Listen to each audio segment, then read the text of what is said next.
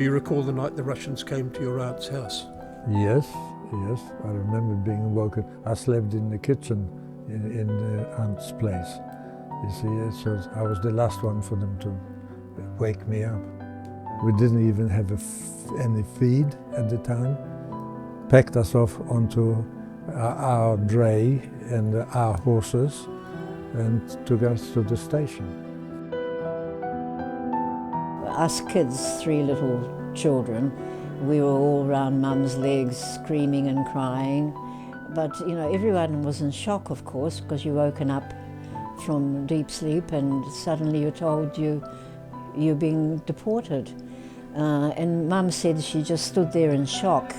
But one of the Russian soldiers ripped the cover off the double bed and started throwing anything he could lay his hands on. And that's when she came to and realized, oh my God, this is real.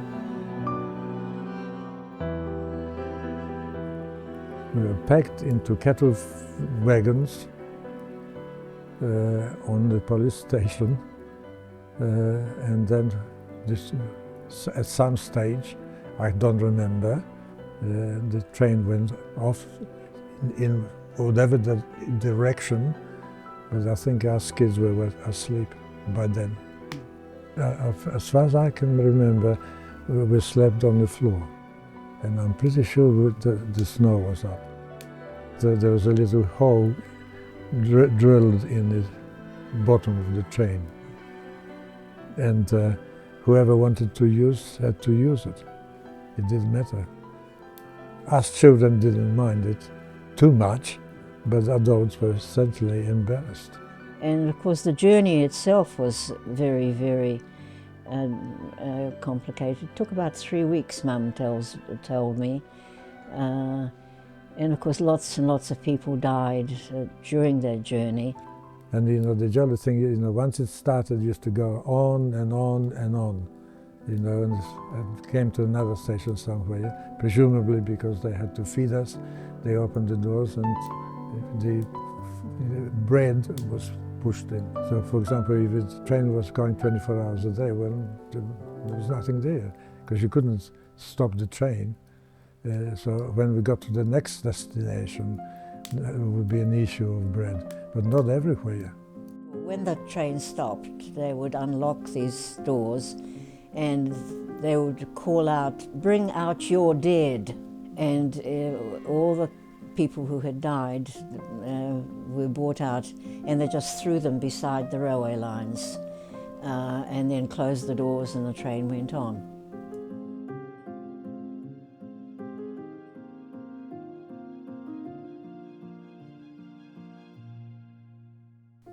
Yes, there was a camp, you know, and we were given huts, you know, and I remember the fact it was elongated, rather narrow and low, and covered in snow. For some of our older kids, you know, you had the chance of going into the forest and getting some wood for fire. But on my own, and you know, and I could have got lost many a time, you know. But eventually, you know, you could actually see the ways that the horses used to drive, etc. So you followed the same sort of route.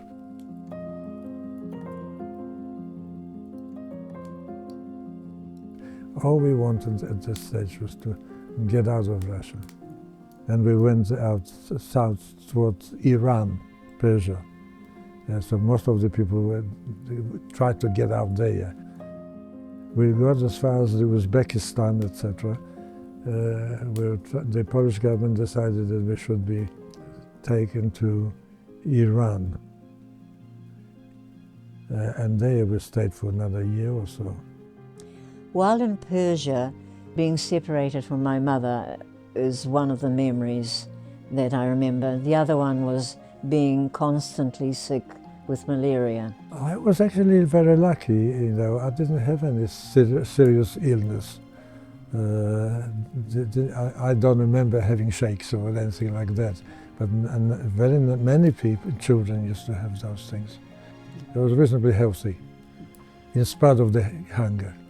a number of the children were not used to rich food, and too much at once created its own problem with dysentery and diarrhea, and in fact I think a number of them even died. But they had to cut back and be careful not to give too much of the good stuff. When we got to Persia, my aunt took me back to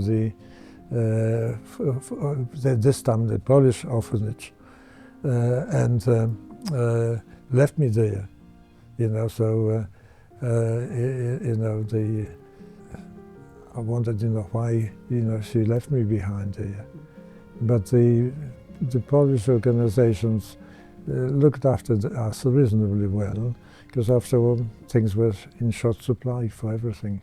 Being together is so important as you're growing up, and that's where I feel sad for John and other orphans, without parents, because they missed such an important part of their childhood growing up. And it's not an easy life, but when you have parents, of course, they shelter you from that, and they also teach you how to cope with different things, different situations. So I was a very lucky girl.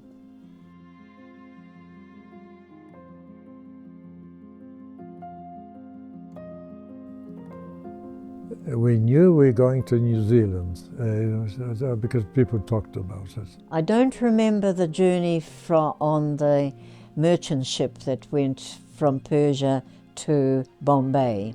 That is a blank in my memory. What I remember is it wasn't a very huge boat, but on the seas it used to go up and down a lot.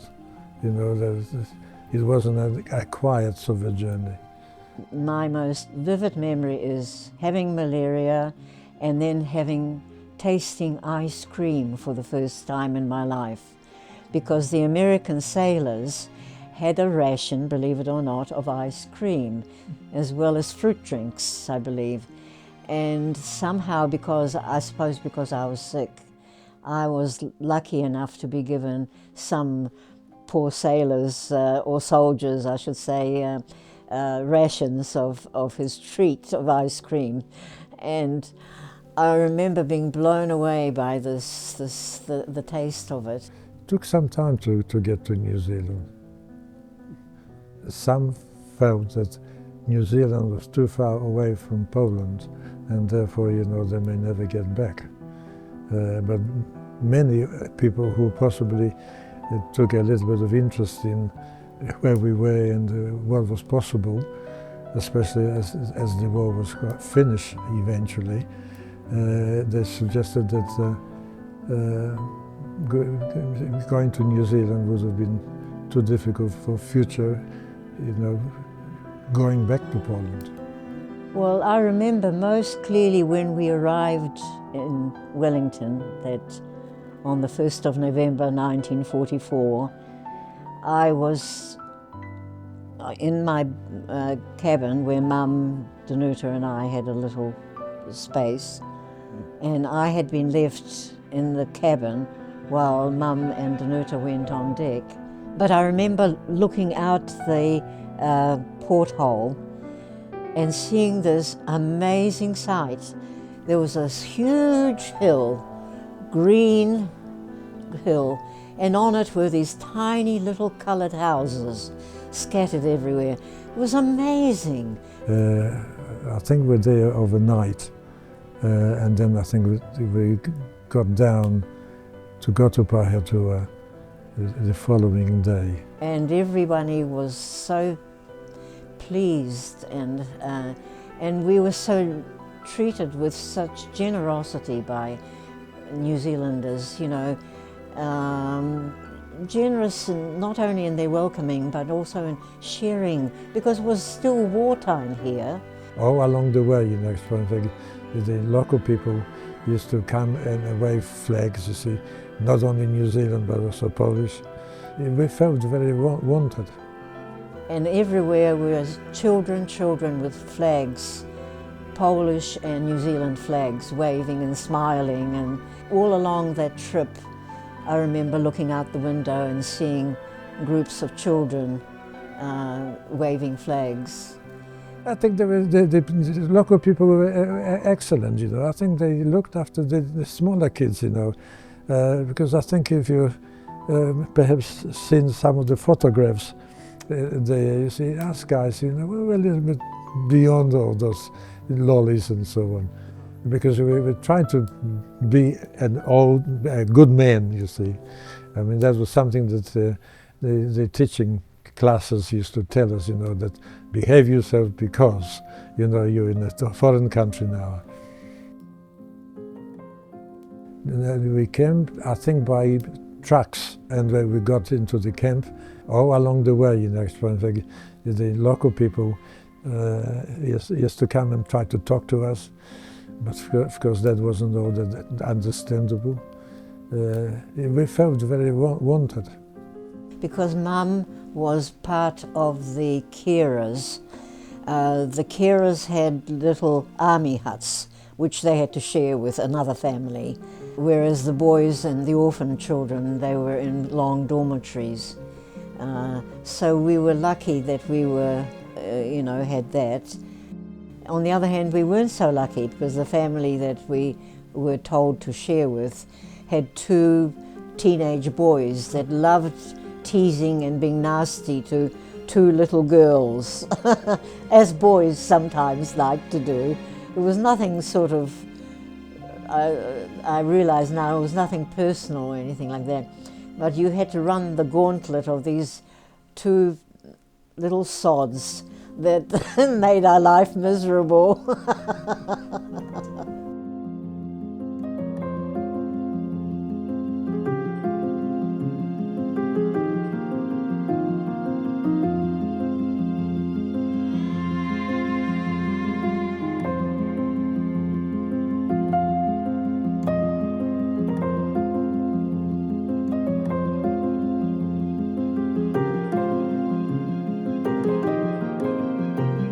Eventually we got to playing rugby. Yes, and I don't think one was very good at it because you didn't understand the rules. Yeah, but they put me on the wing, you see, and all I had to do is to take the ball and put it in there.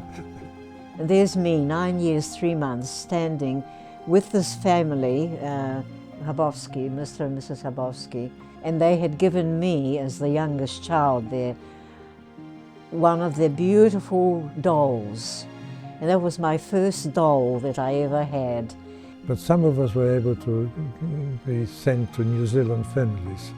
So it was my lot to go to then Mackenzie for a holiday. Yes, I was a little boy, you know, looking after dogs, you know, cows, the lambs, and all that sort of thing.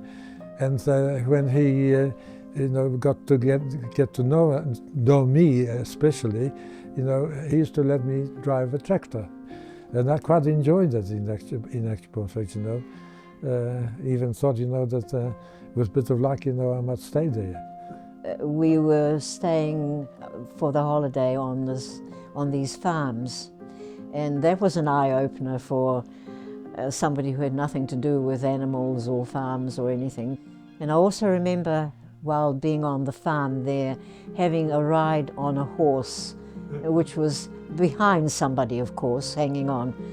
I'll never do that again. It was terrifying and most uncomfortable. And as time went by, and you know, we got a bit knowing of the area and his farm, you know, he decided we could actually go and shoot some rabbits.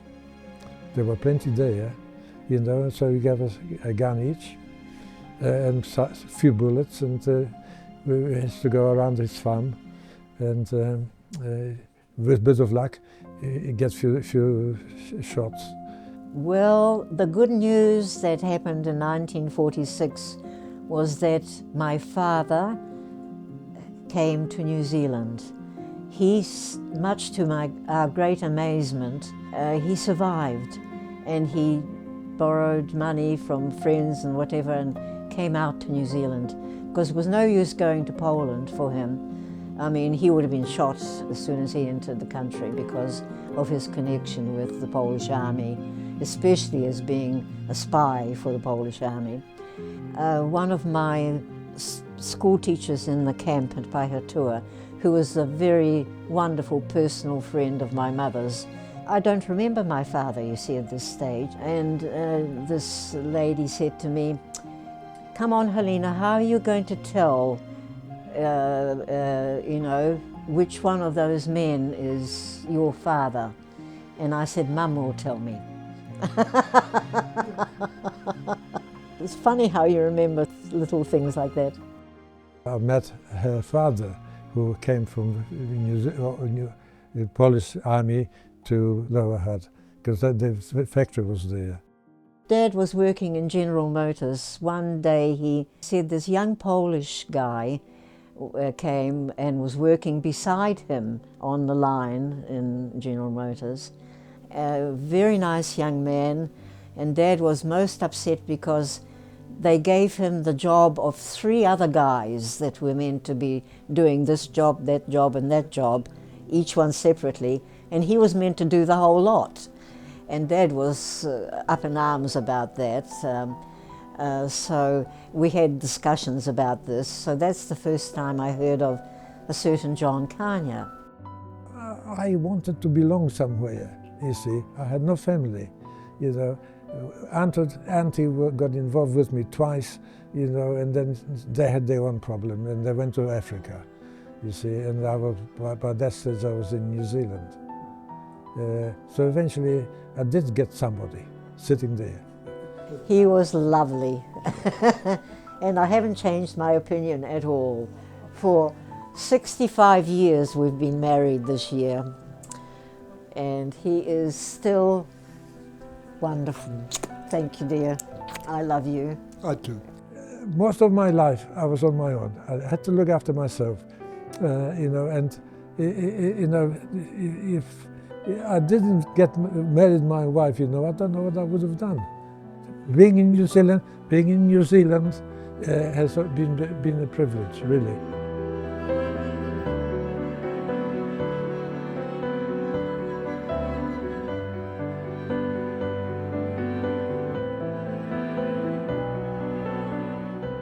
Thank you.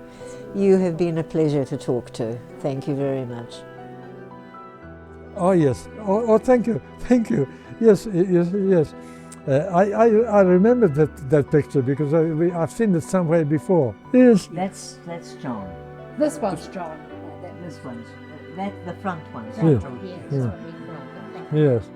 Yes. Anyway, you must recognize me. Yeah.